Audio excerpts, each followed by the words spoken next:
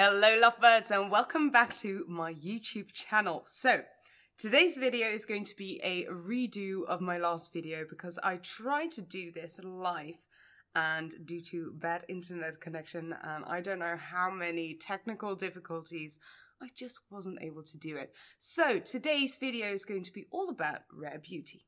Let's get started. Now, one of the reasons that I really wanted to try out rare beauty is because I love the messaging behind it. Rare as in unique, as in follow your own perspective. Would it be full coverage foundation or a light base, a full-on matte lip, or would you rather have just a lip balm? I really love the messaging behind it and that it's inclusive for everyone. Now, I also saw something in that booklet which is quite incredible. So it says right here that they will be trying to raise over $100 million over the next 10 years to help increase access to mental health services with a focus on underserved communities, which I think is incredible, and I think especially in this day and age we could all use a little help here and there. So let's get started. First off, I'm going to be trying out the Rare Beauty Illuminating Primer. Yes, Illuminating Primer. Now, one of the things that is kind of in a iffy zone is once you start to get a little bit older, your pores will start to become a little bit more visible. So in these cases, I do love a illuminating primer, but in these cases, I'd rather skip the center of the face where my pores are more visible than, for example, on the cheekbone area. Okay, so it's called Always an Optimist Illuminating Primer. I'm just going to be applying that all over the high points of the face, which I really love because if you start off with highlighting your face, you already look radiant, you look a little bit more healthy, and it will kind of give you an incentive to go in with less product with your foundation and your concealer step. So always a good idea to do a highlighting step first. A little bit on the bridge of the nose. Got quite a bit left, so what I'm going to be doing is I'll just take a little bit and put that onto my shoulders. I'll be trying out the color 160C, which is kind of strange because normally when you go in with C shades, they tend to be a little bit more yellow and the W shades tend to be a little bit more pink. In this case, it's exactly the other way around. So let me try this out. It looks kind of peachy, but I think it could work. Now, I really want to keep this base really beautiful, radiant, and natural because I am having a semi-decent skin day. So let's get in there with just a bit of finger. With my fingers. That sounded weird. Now, I can already see it's a little bit too pinky for my taste. My body is definitely a little bit more yellow, so I'm gonna grab onto number 190, which I figured would be way too yellow. Now let me showcase this. So we've got the 170 and the 190, this being the 190, this being the 170. This is a C shade, this is a W shade. So let's just mix these two together. Now, the only shade I didn't get was a 180. So I'm thinking if it's right in between those two, it will probably be a perfect skin match. You can already see it matches way better to the neck area. And if I can give you any pointers, always match your foundation to your neck area, not the other way around, and match it to your face because then you'll get a mask line. It will look ridiculous. Just match it to your neck. Now, one of the things I also noticed last time when trying out these products, and this is officially my second time, is that the foundation actually is quite covering. I think it just really depends on how you want to apply this foundation for the look you want to go for. So in my case now, by applying it with my fingers, I'll get a very light base on there, which means light coverage.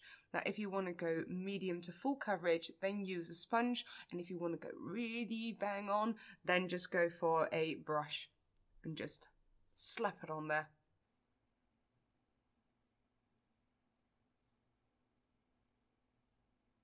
Then in terms of texture, this is actually really, really light, which is lovely in my opinion, because that also definitely helps with keeping this base really nice and natural, versus when it's a lot thicker, then you already tend to go in with a lot more foundation than is necessary, probably.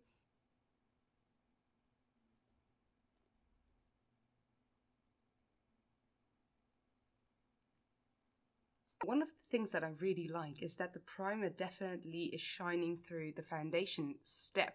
So that means that it is going quite well in keeping this light coverage. Now for me especially, I have specific areas where I tend to get a little bit more red, which is the jawline and then around the nose, which I haven't particularly finished yet. And then there are a few spots that I want to give a little bit of an extra coverage. So they've also given me their concealer brush. So for example, right along the under eye area, I'll just go in with a little bit of extra foundation to already prep it for my concealer step. And that is just that. Whenever I'm talking, whenever I'm busy, whenever I'm out doing stuff, I tend to get quite red right along the tips of my under eye hollow, which isn't a great look. So just going in with a little bit more right along the under eye area. There we go, we look nice and pale and even. And let's continue on with the concealer. So this is called the Liquid Touch Brightening Concealer. It is available in 48 shades and it retails for €19. Now, the one thing I noticed about this concealer is that it's nice and thick and it blends in absolutely stunning. So I usually go in with 2 or 3 separate shades because one, I want to cover up any of the blue undertones and you need a hint of warmth for that, and then a lighter one to highlight any specific areas because let's be honest, I'm 30, I do have a few lines in my face. So let's go on and do that. I'm going in with the color 200C, which is the most neutral shade I could find. And I'm just going to apply a little bit onto the back of my hand. I'm going to work from there. Now let's go back in with that lovely, lovely concealer brush. And I'm just going to dab a bit of that concealer onto the areas that I feel need a bit more coverage. And for me, that tends to be right into that center part of the face. It's like pointing towards your entire face when you are describing that, but yeah, it does feel like that sometimes. So the center of the face for me mainly consists of the area where any blue peeks on through or any reds peek on through. So around the nose area, the under eye area, and then here you've got a little shadow, which is really natural because it's just your hollow of your eye peeking on through. And then I've also got a bit of shadow around the mouth area, and that tends to give you this sagging, grumpy look. And it kind of is like painting this way. You just try to detect the areas where you feel you need a little bit extra, but you go in very subtly and very gently just to enhance those tiny little areas that seem to bother you, versus just stamping it on with a beauty blender and just going to town with everything. So now that I've got the darker shade out of the way, I'm going to go in with a lighter shade just to tap on some areas that I want to highlight. So for me, that's the exact under eye hollow, like you've probably seen 1,000 times on my channel before. But I like to tap on a little bit of a lighter shade of concealer right on here. And for me, it's really important to be able to do this step with the products that I can find within a makeup collection. So one of the things that I absolutely love is that it is able to create a really flawless looking base without losing the look of my pores, and it conceals my under eye ridges really, really well. Now, I've also read on the website that it has beautiful soothing ingredients, and that is key for me in winter time because I get dry as a bone. So I'm really looking forward to using this foundation more and more, and especially the concealer, especially the color 200C, because it seems to be a really good skin match, especially on my palest days. Now it's time to get into the fun stuff. So I'm leaving my base wet as it is, and we'll see how much it seeps into all of my little fine lines. But in the meantime, I'm going in with that cream blush, the Soft Pinch Liquid Blush, a long-lasting blush that blends and builds, beautiful for a soft, healthy flush. It's available in 8 shades and it retails at $20. So last time I figured out it was way more pigmented than I thought it was going to be. So I'm just applying a pinch on my hand and work from there again. So once you start blending this out, you can see how much color payoff it actually gives. So a blush like this could really last you a very, very long time. And since I'm trying to keep this look really beautiful, soft, flush, glowy and radiant, this is a perfect product for me to work with. I love a liquid blush, and especially the red one, because I love a blush that seems to be radiating from the inside out, and that's why I go for the more red tones, because it does look quite similar to what I have as a flush on my own. Blush is done. Now that took me less than a minute to apply, which is making me very, very happy. Now, one of the things that I am noticing is that I look quite pale in this whole getup. So since we don't have a bronzer in the bunch, I'm just going to go in with a darker shade of foundation. So I grabbed number 370N, which should be a neutral shade, and I'm just going to be using this as a bronzer. Now, one thing you really shouldn't forget, and I am reminded of that right now, is that you should shake the foundations really well before opening them. Now, since this foundation is quite watery, I'm just going to go in with a powder brush, and I'm just going to see how well I can apply it by just using the tips of that brush to apply a little bit of color right in there on that cheekbone. Now, this really is a tip for anyone who's ever bought a foundation that is a few shades too dark for you. You can still use it to shape the face a little bit and use it as a bronzer, because this is working out pretty damn well. Now, before continuing with powder, I'm first going to apply my highlighter, because if I do take it overboard a little bit too much, then I can always use my powder to diffuse the effect a little bit. And I like to work cream to powder and not put powder in between. So yeah, I'm going in with the liquid highlighter, which is the liquid Luminizer, and this is the color Enchant, which is beautiful. I'm just going to use a touch of that. It also has that beautiful doe foot. I'm just going to apply a touch of that onto the back of my hand and work from there.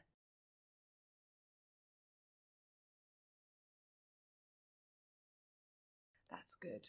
I used the lighter version the other day, but this pinky tone, like that little pink reflection, is just beautiful. I do feel like many of these products do tend to go a little dry once you apply it to the face and once it gets in contact with oxygen.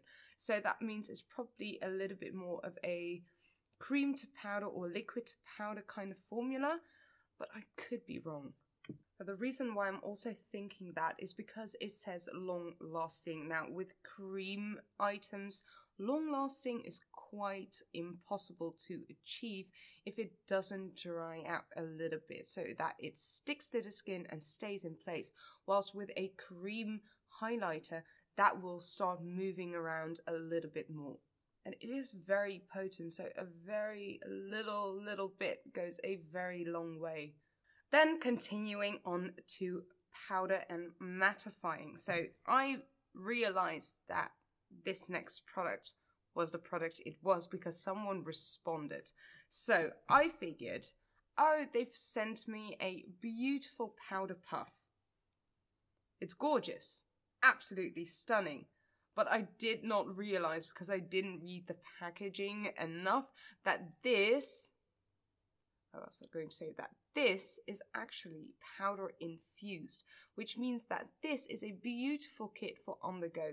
Now, if you have more oil production throughout the day, I would definitely recommend a blotting paper before applying anything like powders, because if you have the oil absorbed in the blotting paper, then it won't create this weird texture once you go over it with the powder.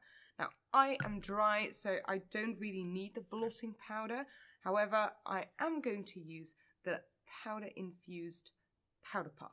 So let me showcase that this is how I found out that there was powder inside. I hope you could see that. See, my hand is filled with powder. So there's actually quite a bit of powder in this powder puff.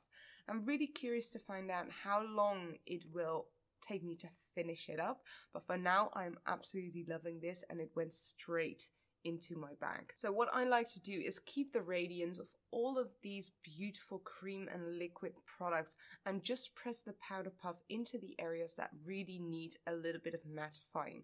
And for me, that is determined by the amount of texture the skin has and the amount of fine lines that you can see. So for me, it's really the under eye area, around the nose, around the mouth, and perhaps just a tiny bit onto the center of the forehead. I'll do one side of the face first so you can really see what the effect is of this powder puff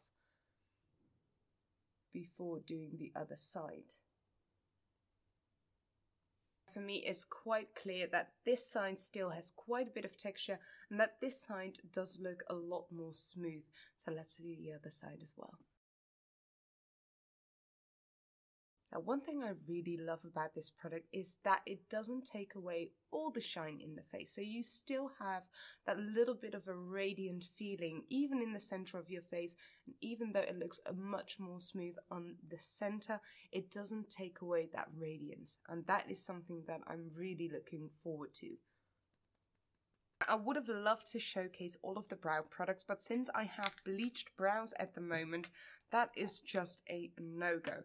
Now, the one thing that I really like about this product is that it has a pencil on one end and it has a brow gel on the other hand. Now, unfortunately, they don't have a translucent brow gel, so I'm just going to go in with a little bit of soap brows.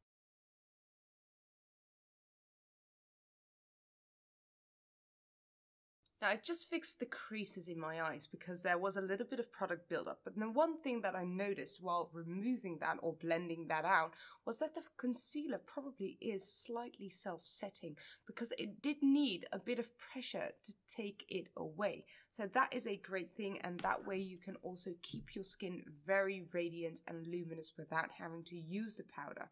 So now I'm going to continue with an exciting product, which is the eyeliner. The Perfect Strokes Matte Liquid Liner. I love a matte liner, and it isn't that easy to find a good matte liner. So I loved my first trial with this one. So let's do a second one. The brush is quite thick, but it consists of hairs instead of a felt tip, which is a beautiful addition to an eyeliner product because it does give you the ability to do a much more precise application. Now, the thickness of the base of that brush isn't what's most important. The most important thing is how thin is that little tip. So let me showcase what you can do with this.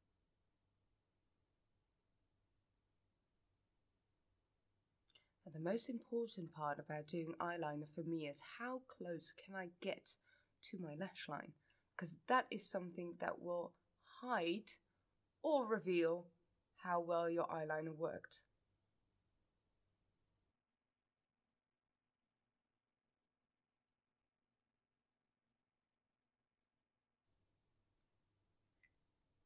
I will say a skinny eyeliner is definitely a possibility. And let me just grab my magnifying mirror to get all the details into place.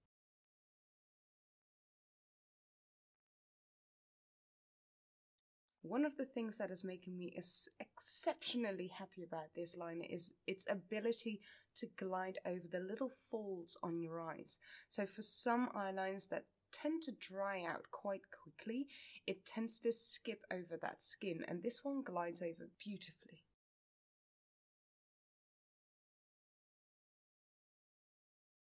I will say they really have figured out how to speak to the consumer end of everything, because it's really easy to use.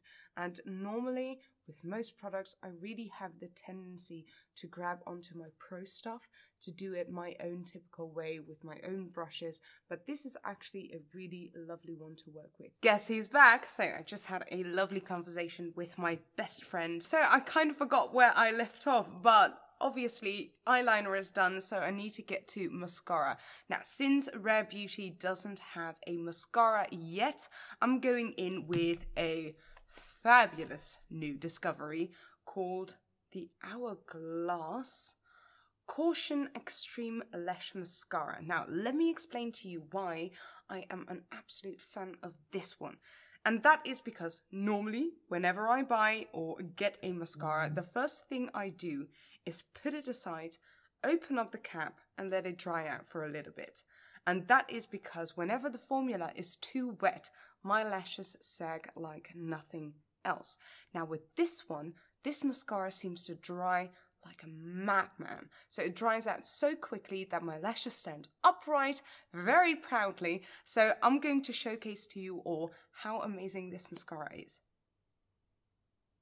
I'm going to work one eye at a time because it is a waterproof mascara, and because it dries so quickly, I want to have one side absolutely perfected before leaving it alone, because whatever I do normally with my mascara, like going to the other eye and then coming back for a second layer, I cannot do with this one because it will already be dry by the time I've done the first layer on the other eye.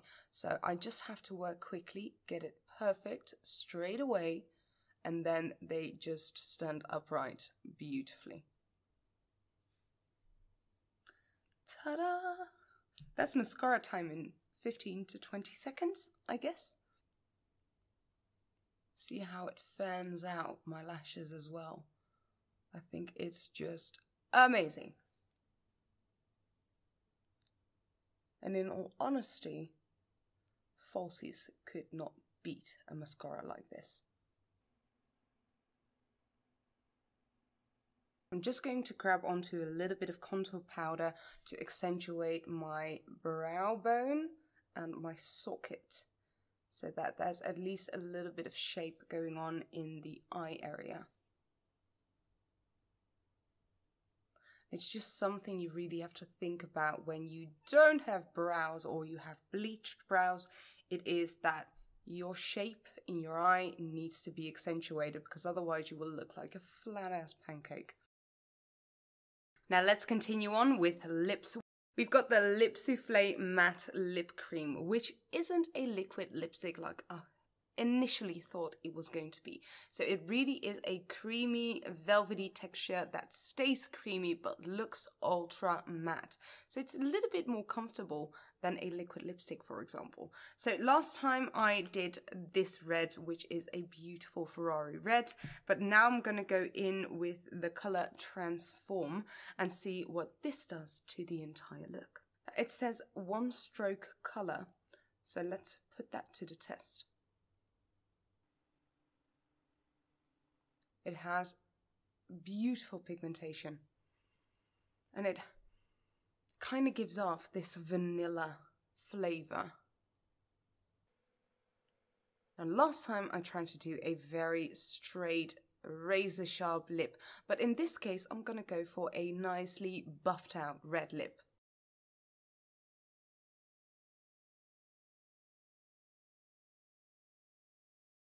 So I'm going to go in with a flat shader brush just to buff out all of the outer edges to give it this really nice and soft feel.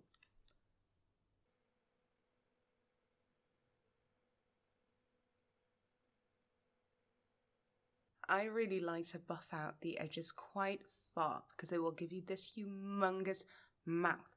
And what I usually do is go in with a nice flat shader brush and apply a little bit of concealer into the areas that I feel like I've buffed out a little too far. Since this look is beautiful, classic, but also a little basic, I'm just going to zhuzh it up with a few rhinestone applications because I bought myself a rhinestone picker and I want to try it out. So I've got this lovely little round full of really tiny crystals, which I actually use on nail art 9 times out of 10. And I bought them originally for that, but I found it very uncomfortable to wear rhinestones on my nails. So they're going on the eyes right now. So I've got a little bit of a lash glue from DUFF lashes, and this is the translucent one or the white one, but it has a very fast drying time, and I love that, especially for rhinestone applications, because you really don't want to wait for each dot to dry before you can actually apply your rhinestones. Now I'm going to grab one of my MYKITCO My Mini on Point buds, and these are perfect to apply a dot of glue on which you can adhere the rhinestone. So just applied 3 little dots, and then I've got my sparkly little rhinestone picker. I just got this on Amazon and I was surprised and so happy to see that it actually works.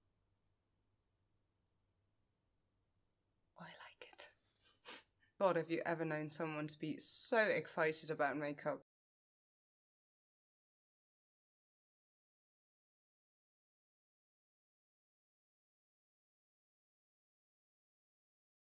Yeah, this is quite dangerous because I could keep going and going, and I kind of want to add a few gold ones. But on the other hand, I think I should stop now that I'm still liking it a lot.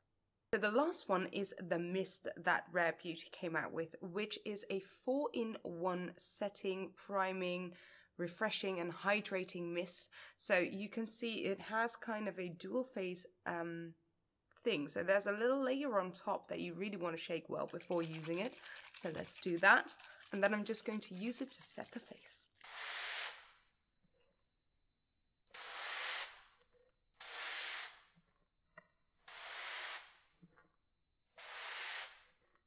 Now, since the foundation did have a little bit more of a matte kind of feel, it is great that it has such a large collection of illuminators and then also the hydrating setting mist, which is always a go-to in my makeup kit. So I'm really, really pleased about it, and I'm actually really pleased with the end result of this look.